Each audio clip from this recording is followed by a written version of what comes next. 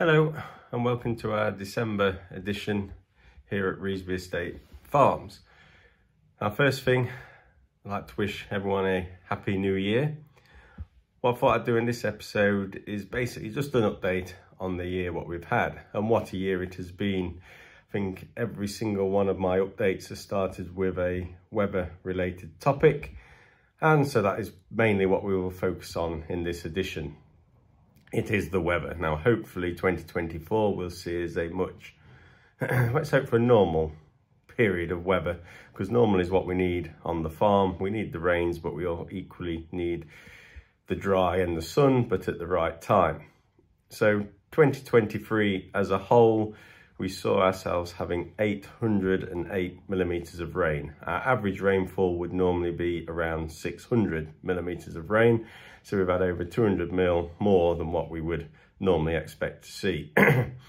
This isn't such a problem if it comes spread over the year, but the problem we've had this year is that we've had 468 mil since October. So 3/4 of our annual rainfall has fallen in them three months, and that has made it really hard because October is our big drilling window for our wheat, and then through that period up to sort of now into January is when it sort of builds a lot of its root mass. So it's really been struggling on that effect.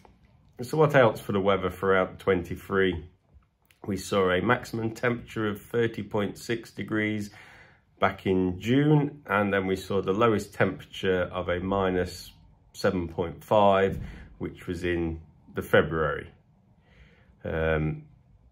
So yeah, and it was a bit of a bizarre year really, because February being so dry, February only saw 9.8 mil of rain, and then our wettest month was October with 199 mil of rain.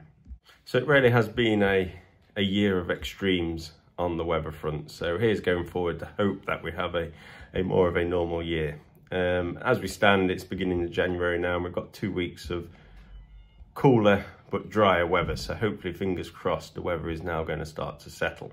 So looking forward to the year, what's coming, what are we going to have to show?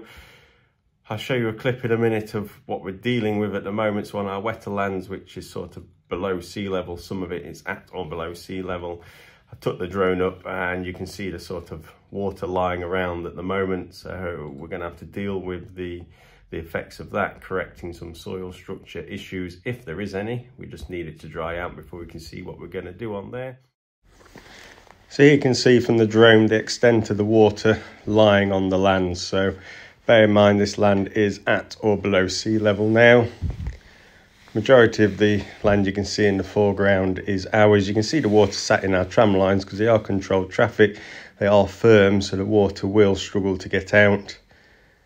But there is quite a lot of lying water across ours and neighbouring fields. Not much we can do at the moment because of the fact it's at sea level, but it's going to be a long while yet before these dry out. It's going to be late spring.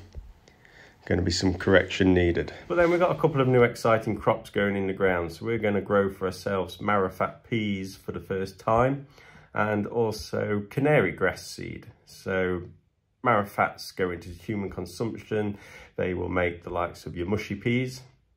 We're looking at growing those because we can drill those later. They can get drilled into April. So we can leave some of the wetter lands to dry out, structure back up, and we're not having to force the soil. So we're just letting things naturally dry out. And the same with the canary grass seed, that can go in April. So this was actually thought of before we got all the rains. It was to help us out on our heavier lands, so we can just leave them alone well into the spring and then drill into them without compromising the overall yields. So canary grass seed is grown for the birdseed market. So it's a growing market, people feeding the birds in the bird feeders, and that is what we're growing that for. Not a lot. I think there's something like 15 hectares going in, which will only produce about a lorry load of seed, about 29 tonne.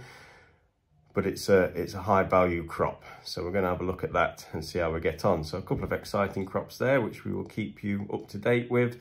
And then hopefully we might see a return of the chickpea onto the farm. We didn't grow them last year, but hopefully we're going to go back into trials with them and see if we can forge forward with those this year and the years to come. So yes, we will keep you updated. Short video this month, just really setting the scene for going forward.